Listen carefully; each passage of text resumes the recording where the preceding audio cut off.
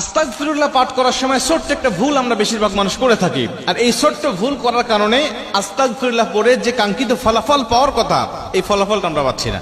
আস্তাগফিরুল্লাহ পড়লে কত ফজিলতের কথা আমরা জানি, কিন্তু ফজিলতগুলো আমরা অনেকেই পাই না। আস্তাগফিরুল্লাহ পাঠ করলে নবীজি বলেন তাকে মুস্তাজাবুদ দাওয়া বানিয়ে দেওয়া হয়। ও ব্যক্তির দোয়া করলেই আল্লাহ পাক তার দোয়াটা কবুল করে নেয়।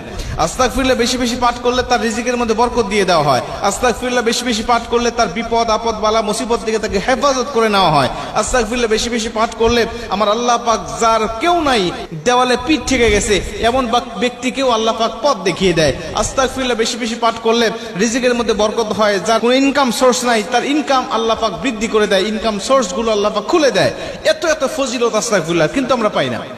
তার মানে হলো আমরা অধিকাংশ মানুষ এই আস্তাগফিরুল্লাহ সঠিকভাবে পড়তে পারি না। যেভাবে পড়ার দরকার ঠিক সেইভাবে আমাদের পড়া হয় না। বিশেষ করে আমরা যারা বাঙালি আছি, আমরা অধিকাংশ মানুষ যারা মূর্খ, যারা কোরআন তেলাওয়াত জানে না, আরবি সহিহ শুদ্ধ করে কোরআন তেলাওয়াত জানে না। আমরা এটা কিন্তু সকল প্রায় মানুষ জানি যে আরবি অক্ষর সামান্য একটু তারতম্য হয়ে যাওয়ার কারণে, উচ্চারণে কম বেশ হওয়ার কারণে আরবি এই অর্থটা পুরাটাই চেঞ্জ হয়ে যায়, বাংলা অর্থটা পুরাটাই চেঞ্জ হয়ে যায়, উল্টা হয়ে যায়।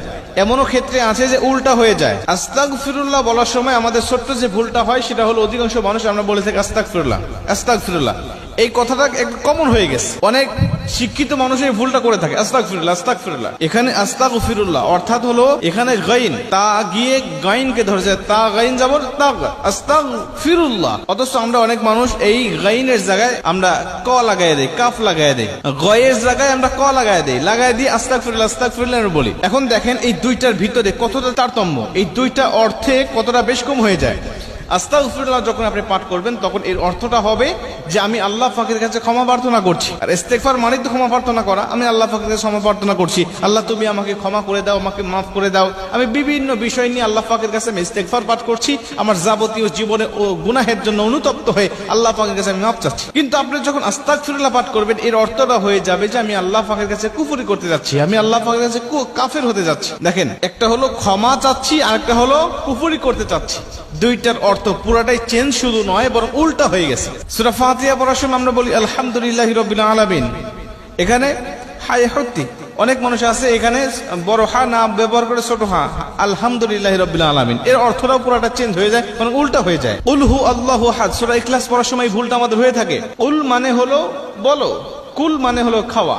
অনেক মানুষ এখানে অর্থটা হলো উল হু আল্লাহু আহাদ, আল্লাহ পাক বলেন নবী আমার আপনি বলেন আল্লাহ এক, অথচ আমরা বলি কুল আল্লাহু আহাদ, অর্থাৎ খাও আল্লাহ এক। কতটা সেন্সিটিভ বিষয়, কতটা ভাবার একটা বিষয় যে আমাদের সামান্য ভুলের কারণে, অবহেলার কারণে, গাফিলতির কারণে আমাদের পড়া শুধু আমাদের শুধু পড়াই হচ্ছে, এর বিনিময়ে আমরা কিছু পাচ্ছি না। এজন্য নবীজি বলেন কোরআন তেলাওয়াতকারীকে কোরআন লানত করে। এমনও কিছু কোরআন তেলাওয়াতকারী আছে যাদেরকে কোরআন লানত করে, যারা সহি সুন্দরভাবে কোরআন তেলাওয়াত করতে পারে না, এই কোরআন তাদের উপরে লানত করে। মুসলমান ভাইরা আমার, এর জন্য আমরা যদি কাঙ্ক্ষিত ফলাফল পেতে চাই, আল্লাহ পাক যে অফারগুলো ঘোষণা করেছেন, নবীজি যে অফার গুলো ঘোষণা করেছেন, বিভিন্ন আমল করলে যে কাঙ্ক্ষিত ফজিলত গুলো আল্লাহ নবী আমাদেরকে বর্ণনা করেছেন, এই কাঙ্ক্ষিত ফজিলত গুলো যদি আমরা পেতে চাই, কাঙ্ক্ষিত অর্জন গুলো যদি আমরা পেতে চাই, অবশ্যই সহি সুন্দর করে কোরআন তেলাওয়াত করতে হবে।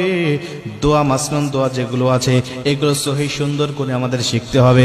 আস্তাগফিরুল্লাহ ইস্তেগফার, যত ইস্তেগফার রয়েছে সবকিছু সুন্দরভাবে যখন আপনি পাঠ করতে পারবেন, আশা করা যায় আমার আল্লাহ পাক অবশ্যই আপনারা সব আমলগুলো কবুল করে নিয়ে জীবনটাকে উজালা করে দিবে।